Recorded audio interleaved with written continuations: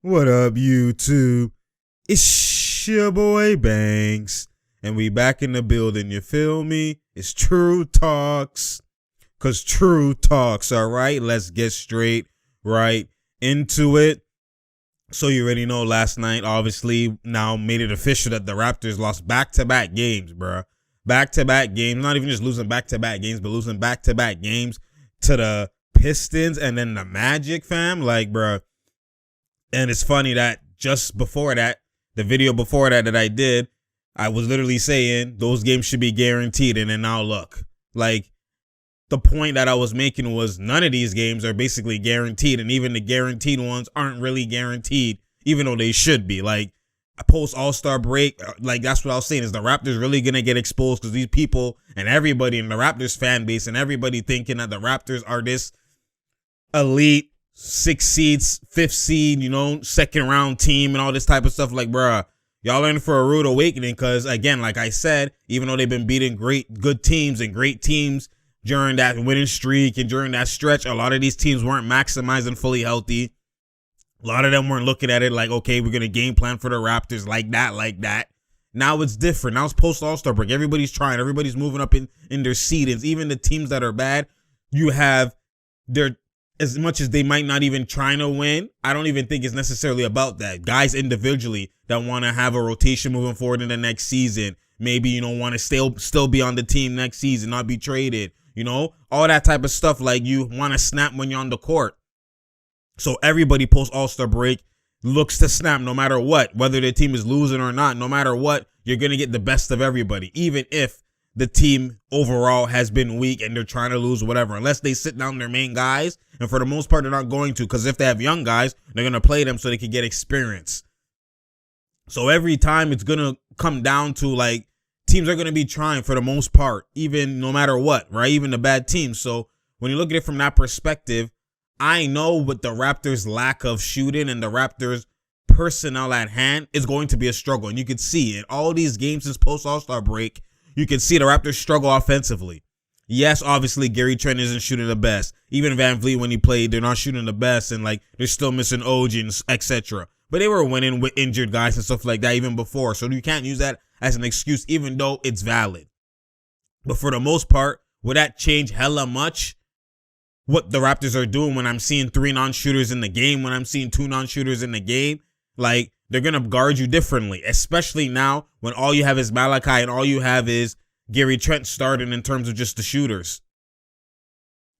It's going to make it tough on the Gary Trents. It's going to make it more tougher on the Malachis because now there's 3 non-shooters in the game and, like, they could just leave Precious, or they could just leave Kem Birch, or they could just leave Pascal, or they could leave Scotty and go contest Gary Trent now in a mid-range pull-up that would be wide open before, but now he's having a side contest. Like, just little things that is happening that is making it difficult for especially Gary Trent. Now you can see, even though some looks are open, he's just missing. But at the end of the day, the context of it all is that there's more pressure on these looks, right? And the contest and just the focus on these looks are completely different, somewhat different than what he would have when Van Vliet and OG and whatever's in the game. Mans are just double contesting on his looks, or a guy from the side is gapping and shrinking. So, like, you have to be cognizant of more when you're basically the only shooter, or one of the only shooters, only you and someone else on the court. Like, they're shrinking the floor and they're just paying more attention to you, you know, offensively. Defensively. So when you look at it from that perspective, man, like, that's what I was saying in the previous video. Like, this is horrendous losing to both these teams. Like, I understand Casey, you know, he owns the Raptors and he hasn't lost and he's just been snapping versus the Raptors and he makes it a point. That's like his championship game, right? We already know, obviously, he's going to feel a ways and he's going to try at the most. But even then, does that excuse the wins? Does that excuse the play? Like, for the most part, if you look at it, the Raptors aren't even playing horrendous defense, right? Like, the teams, if you look, like even the Pistons, even other teams before, like, they're not shooting the greatest percentages on them. The Pistons are shooting 43% from the field and 26%, 27% from 3, right? And then even the Magic again, too, shooting 38% from the field, 30% from 3. Like, that is great defense by the Raptors. But for the most part, it's because the Raptors struggle in the half court themselves and is doing way worse offensively, that now It's like you need 15 stops. You need 10 stops. You need, out of 10 possessions, you need 8 stops, right? You need way more stops. So then the 1-2 offensive rebound bites you, and the 1-2 little, like, you know what I mean? Like, that would never really bite you before, because when you get it, you can score somewhat in the half court. And then not only that, your transition is better. There's more space, like stuff like that. But the Raptors offense themselves has been atrocious, even worse than the defense that they're forcing mans to shoot bad and stuff like that. They're even themselves are doing way worse. Like, look at them versus the Pistons. Like I said, they made them shoot the Pistons 45, and they shot 30% from 3, the Pistons. And then look what the Raptors did. 43% from the field, 27% from the 3. That was themselves. Sorry, the Pistons shot 45 and 30%. So the Raptors are shooting way worse. 43%, 30% from 3. Anytime they shoot that terrible from 3, they're not a team that could overcome that. They need those threes so much because they don't have the spacing. Then now when the Raptors are shooting terrible, it means less. It's less spacing even now. Now the shooters are treated as non-shooters. So when you look at it from that perspective, like them not having great spacing, and then when you don't have great spacing, then your only few shooters are now even missing. It hits you worse than as if a team that had great spacing and great shooting, everybody knows they can shoot and they're just off. People might not even change the way they guard. You know what I'm saying? Because they still trust in those guys' ability. I know that at any time he could hit. So the spacing doesn't really get affected. Right? If Steph Curry is off, you're not going to not now guard him from 3-point line because he's off. He's missed the last 5-6 shots in the game. You're still going to treat him like it's Steph Curry. You know what I'm saying? So spacing for other teams don't really get affected that much when you actually have shooters. This team, it's going to affect them even more when you don't have shooters. The same thing like the Lakers. The Lakers don't have shooters, or they're not hitting threes. That now, if they're not hitting threes, it's not going to change the way they guard. Or if they're hitting threes, it's actually not going to change the way they guard. So it's different when now you're actually bricking. Now it's like I could even sag off even more. You know what I'm saying? I don't have to even be a little bit honest. I don't even have to a little bit contest. I could actually not even contest at all, period. You know what I'm saying? Like stuff like that affects the Raptors spacing way more than it would other teams, right? Or teams that have shooters. So when you look at it from that perspective, man, like then you look at it even versus the Magic, what happens? They shoot 40% from the field and 32 from 3. Like they're shooting horrendous. And the funny thing is they actually shot better than the Magic. But for the most part, again, what's happening? The Magic are getting more shots. The Magic are, they're getting more assists. They're getting more, they're getting more free throws as well too. Like, because they're getting more offensive rebounds. Like, when you look at it, like, dog, even offensive rebounds were the same. The rebounds weren't even that off. But it's just, you look at it, their transition is happening more. You know what I mean? Like, they have more, even a 1-2 skilled man that he's getting into the seams more. You got to contest. Like, there's the little things that are now in the favor before for the Raptors aren't in the favor anymore. So you could just see it's just, and then frustrating defensive mishap. Like, it's just, you could see why OG is missed. You could see why Van Fleet is missed. But for the most part, the team personnel is just, at the end of the day, they have more non-shooters, right? The other teams, they have space, and even Mo Bamba, like, he can space the floor out. Like, you're having guys that can space the floor that, like, there's more areas for the guys who could ball handle. There's more areas for them to move, right?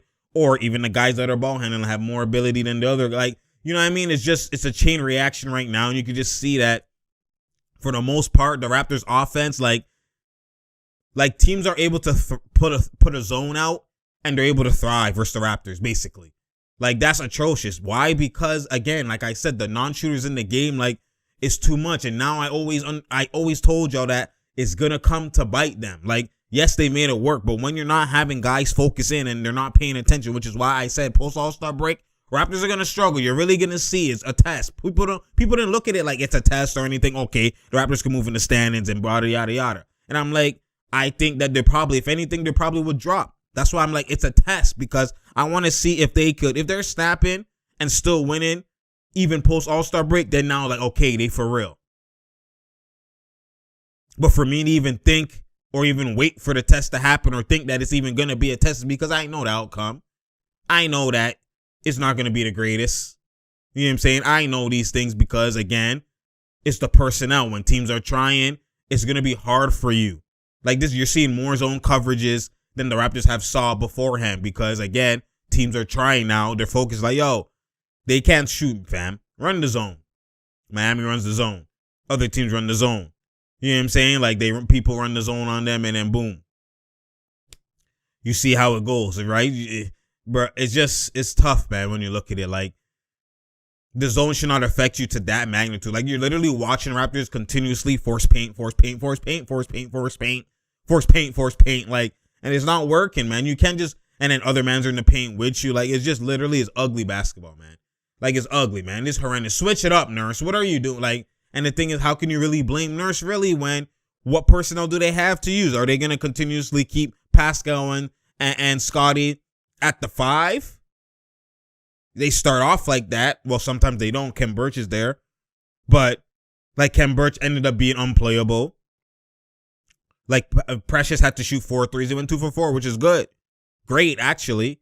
But are you going to live and die by that? Like, Nurse is kind of forced to play certain lineups in terms of the spacing, like in terms of the bigs, right? Are you just going to only rotate Pascal and Scotty for at the 5 especially?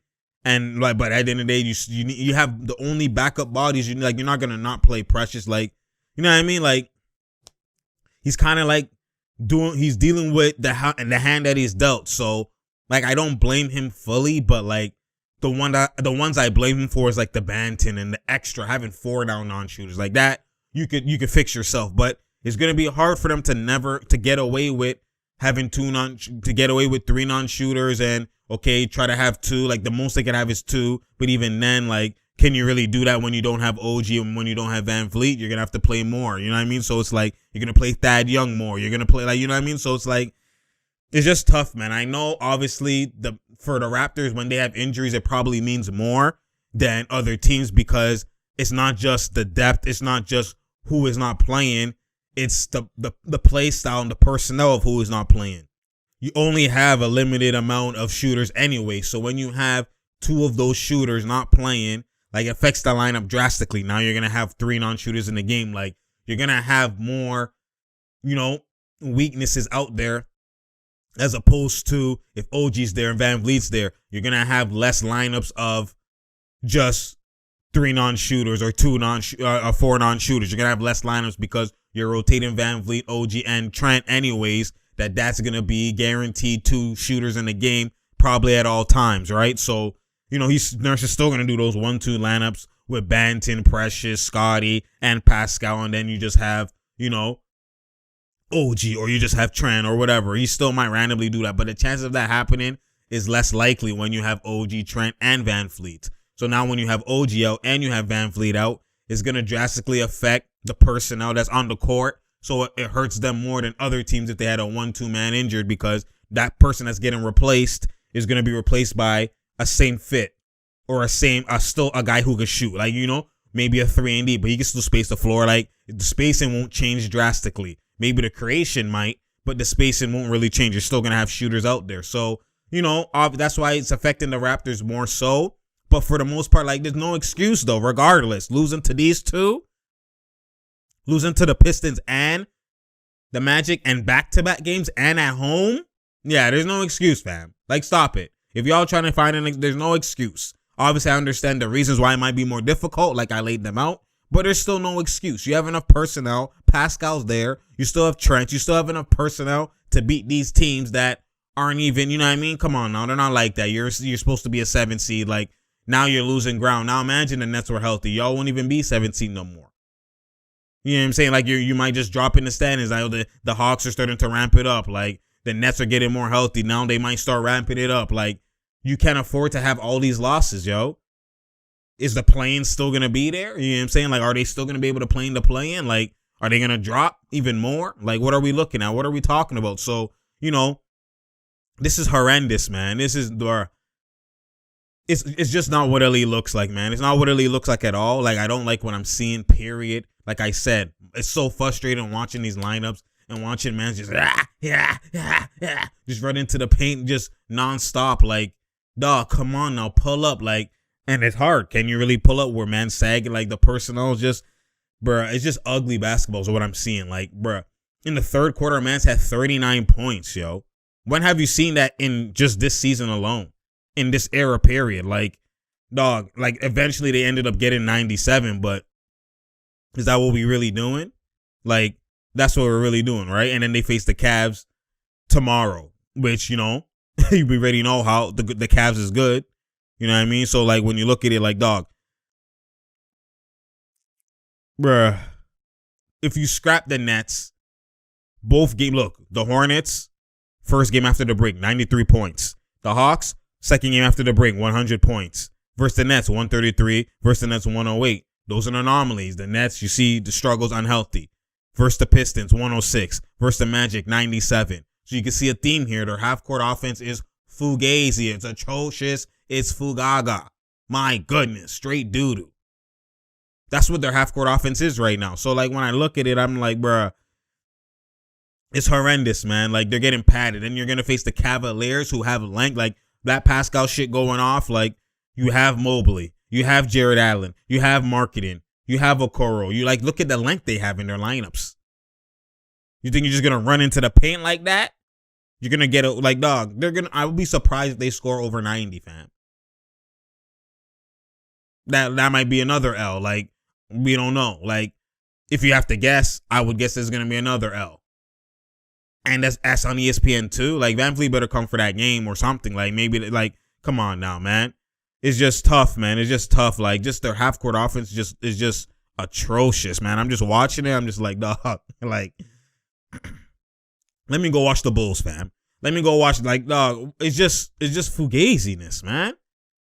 When I look at, dog, bro, it's just, especially when you're looking at other teams, like, and that's what you're comparing it to, and you're watching just free-flowing offense and just creation, and man, it's just, I understand, like, you know what I mean, like, they're gonna struggle, but like that's just terrible, and we need Gary Trent needs to snap out of it. I understand it's gonna be more tough. We already know, who he is and all that type of stuff. We know what he's like, especially getting buckets wise. We need him to get back to that, because if Gary Trent is not on his game, he's not on his his A game, then it's going to be a struggle out the gate for the Raptors, because right now, officially, like, he's their only really creator. Like, we're talking about mid-range, we're talking about three-point, we're talking about, like, creator without going to the paint. Like, he's their only shot creator right now, with VanVleet being injured and OG not being there. So he has to step up his game. He has to snap every game. He can't get away with not, shooting horrendous and stuff like that. He can't get away with that. Even it might be harder. They might shrink on you more. They might, have more bodies, in your vicinity. He still has to be elite, because if he's not, it's going to be a struggle. It don't matter if Pascal has 50. Pascal's 50 is all on twos and running into the paint. Like, it's not going to matter. It's not momentum shifting. It doesn't dictate nothing. That's why you've seen him even have a great game individually, and it didn't even mean anything, really, if you look at it. When he versus the Magic, like, he still had he went 13 for 20, 34 points, 14 rebounds, 2 assists, like 2 for 3 from 3. Like, he had a great individual game, but it still don't mean nothing. Only thing he didn't do great was the 5 turnovers, especially at bad times. But Gary Trent went 2 for 12. Scotty Barnes went 4 for 15. Pascal went 13 for 20, but it still don't mean nothing. It's still, Raptors have 97 points. Like, Pascal, majority, only 2 of those 13 shots or makes are in the paint. Are from 3. So he has 11 field goals in the paint out of his 13. So it's like, it's still twos. Like, it's not going to matter. So, like, even if Pascal goes to work, or even if Scotty goes to work, it doesn't really dictate the team outcome in terms of, okay, it's guaranteed they're going to win, or it's guaranteed, like, because it's just twos. That's the same thing when before Giannis was going off with the Bucks. Before, it didn't really matter when Giannis was scoring 40s. They will still sometimes lose. What mattered when they would win guaranteed or blow teams out, when he would score 20, 23, 25, and then you see Middleton is snapping. You see Drew is snapping. Like, that's the blueprint. If you let Giannis go off, you're still in a close game. You still could win the game. It's not guaranteed winnable, right? And that's because it's all twos. It means they're not getting threes. The creators are not going to work, right? It's just you just in the paint. So, like, it's the same thing with Pascal. Like, in the paint is not, even Scotty, just in the paint is not indicative to winning and elite shooting. Like, Gary Trent can still be off, etc. But when Gary Trent is on, it changes your whole team dynamic. It changes your whole team dynamic. So I need Gary Trent to be Gary Trent. And I know it's tough, obviously, but, no excuse, just produce. You know, at the end of the day, you got to go to work. We're going to talk to also, you know, in the coming couple of days, we're going to talk about it's came out that the Raptors said no to the Porzingis trade. They would have to give up.